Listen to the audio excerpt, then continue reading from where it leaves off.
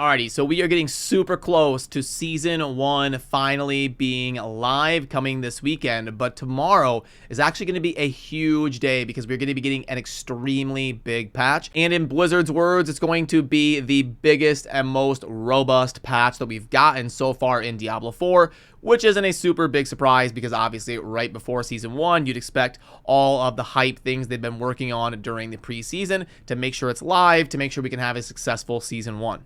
But I did notice this that was definitely worth talking about. So we've got Adam Fletcher here, the Global Community Development Director over there at Blizzard and the Diablo community in general, saying that the notes are being localized, which is the patch notes that are going to be coming tomorrow. And most notably saying right here that it is 6,600 words, and it's quite a lot. So what I did was I went back to a Diablo 4 patch notes from a patch version where they had a pretty extensive patch where they did a bunch of balance changes and all that. You can see this patch right here is pretty wordy.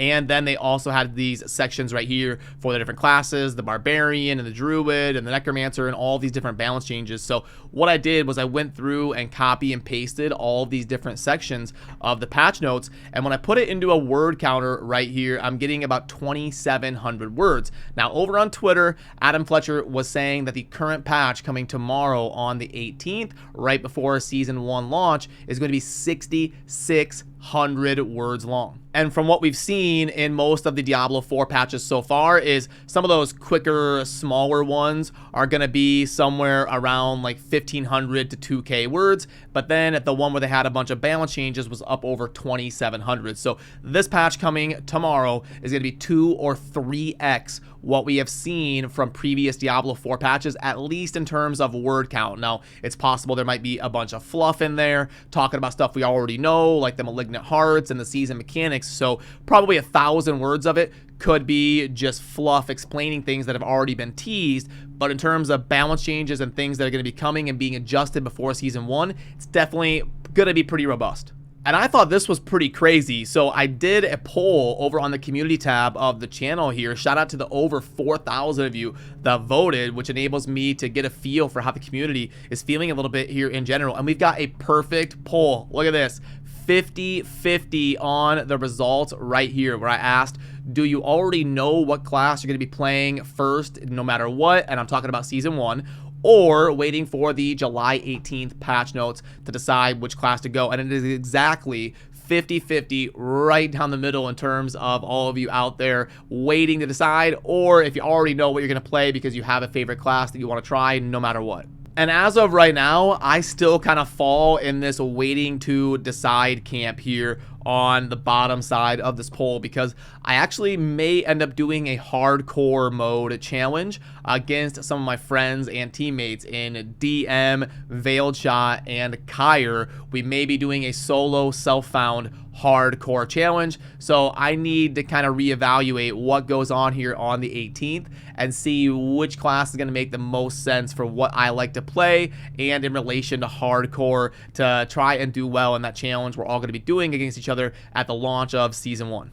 Now, I played the Sorcerer as my main in all of the betas and then also for this preseason iteration of Diablo 4, but I have also tried out a lot of other classes. I've done build guides on other classes, and I've tried to do my best to learn all the different classes in the game and what they have to offer and what my options are and how to play them effectively. So I'm in a decent spot in terms of deciding to play whichever class they decide to go with here after the patch notes, and players are worried about things like the Bone Spear Necromancer is probably the most likely thing. If anything is going to get nerfed, it's probably going to be the Bone Spear Necromancer, and if anything is going to get buffed, it's probably going to be the Sorcerer. I would say the general overarching consensus is that Bone Spear is scaling the craziest and hitting the most ridiculous in the end game once it's fully built and fully optimized, and the Sorcerer is kind of underperforming versus expectations and what you would want it to be, and the Sorcerer is really pigeonholed. Like, every build has to use mostly the same skills in order to get any sort of value out of the class. So I would bet that the most buffs is coming for the Sorcerer, and I'm not a fan of them nerfing in general, but if they do nerf something, the most likely candidate is going to be the Bone Spear version of the Necromancer. And while we're here over on the community side of the channel, kind of prepping for tomorrow and discussing things to keep everybody in the loop, there was a couple different polls here that surprised me. It surprised me that 73% of people, I'm not saying this is right or wrong, I'm just saying a result that I wasn't thinking would happen. I did not expect 73% of people to think it's a good thing that Microsoft may acquire Activision Blizzard. I thought that would kind of be closer to 50-50.